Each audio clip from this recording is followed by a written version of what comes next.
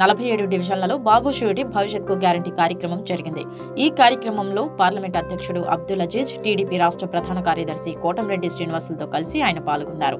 డివిజన్లలోని ప్రతి షాప్కు వెళ్లి వ్యాపారస్తుల్ని ఎంతో ఆప్యాయంగా పలకరిస్తూ వారి సమస్యల్ని అడిగి తెలుసుకున్నారు. ఈసారి టీడీపీ గెలుస్తుందని వ్యాపారస్తులు అనడం ఆనందంగా ఉందని నారాయణ అన్నారు.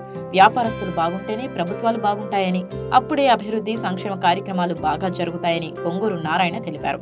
వ్యాపారస్తులు బాగా ఉండి వాళ్ళ ఆదాయాలు బాగా పెరిగితేనే పరిపాలకులు రాష్ట్రాన్ని పరిపాలించగలరు. వ్యాపారస్తులు వాళ్ళ వ్యాపారాలు సరిగా లేకుండా ఉంటే రాష్ట్రాన్ని పరిపాలించే పరిపాలకులు రాష్ట్రాన్ని సరిగా పరిపాలించలేరు. వాళ్ళకి ఆదాయం వస్తే వాళ్ళ ఆదాయం ద్వారా రాష్ట్ర ప్రభుత్వానికి జిఎస్టీ కానీ ఇన్కమ్ ట్యాక్స్ ద్వారా కానీ ట్యాక్స్లు వస్తాయి. అవి వస్తేనే సంక్షేమ పథకాలైనా చేయగలం, డెవలప్మెంట్ అయినా చేయగలం. వచ్చే ఎన్నికల్లో ఖచ్చితంగా టీడీపీకి ఓటు వేస్తామని వ్యాపారస్తులు చెప్పడం చాలా సంతోషంగా ఉందని నారాయణ అన్నారు. లా అండ్ ఆర్డర్ సక్రమంగా ఉంటూ ఎవరైనా పనులు చేసుకునే ప్రశాంతమైన వాతావరణాన్ని వ్యాపారస్తులు కోరుకుంటారన్నారు. వ్యాపారాలు బాగా ఉండి వారి ఆదాయాలు బాగా పెరిగితేనే పరిపాలకులు రాష్ట్రాన్ని పరిపాలించగలరని, లేకపోతే సక్రమంగా పరిపాలించలేరని నారాయణ చెప్పారు. ఎందుకంటే వ్యాపారస్తుల ద్వారా జీఎస్టీ, ఇన్కమ్ ట్యాక్స్లు వస్తేనే రాష్ట్రాన్ని అభివృద్ధి చేయడంతో పాటు సంక్షేమ పథకాలు అందజేయగలుగుతామన్నారు. ఆర్యవైశ్యుల వ్యాపారాల ద్వారా రాష్ట్రానికి 365 కోట్ల రూపాయలు ట్యాక్స్ రూపంలో చెల్లిస్తున్నామని వారే తెలిపారన్నారు. రాష్ట్రానికి సంవత్సరానికి 10,000 కోట్ల రూపాయల పన్నులు కడుతున్నామని వ్యాపారస్తులు చెప్పారన్నారు. టీడీపీ హయాంలోనే వ్యాపారస్తులకు అండగా ఉన్నామని, ఎక్కడి ఎటువంటి ఇబ్బందులు కలిగించలేదని గుర్తు చేశారు. 2024లో టీడీపీ అత్యధిక మెజార్టీతో అధికారంలోకి రావడం ఖాయమని అన్నారు. రాష్ట్ర ప్రజలకు, వ్యాపారస్తులందరికీ సుపరిపాలన అందిస్తామని నారాయణ హామీ ఇచ్చారు.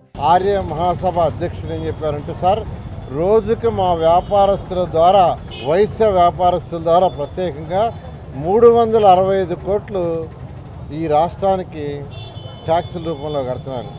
అంటే సంవత్సరానికి 10,000 కోట్లు కడుతున్నాం సార్ మా వైశ్యుల ద్వారా అన్నారు. అంటే ఈ 10,000 కోట్ల రాష్ట్రానికి ఎలా వచ్చిందంటే వాళ్ళు వ్యాపారాలు చేస్తే. కాబట్టి వ్యాపారస్తులు ప్రశాంతంగా చేసుకోవాలంటే ప్రశాంత వాతావరణం కావాలా. టీడీపీ రాష్ట్ర ప్రధాన కార్యదర్శి కోటంరెడ్డి శ్రీనివాసులరెడ్డి మాట్లాడుతూ, చిన్న బజార్ పెద్ద బజార్ కాదు, ఎక్కడికెళ్లినా ఈసారి నారాయణ అన్న పదం ఒక్కటే వినిపిస్తుందన్నారు.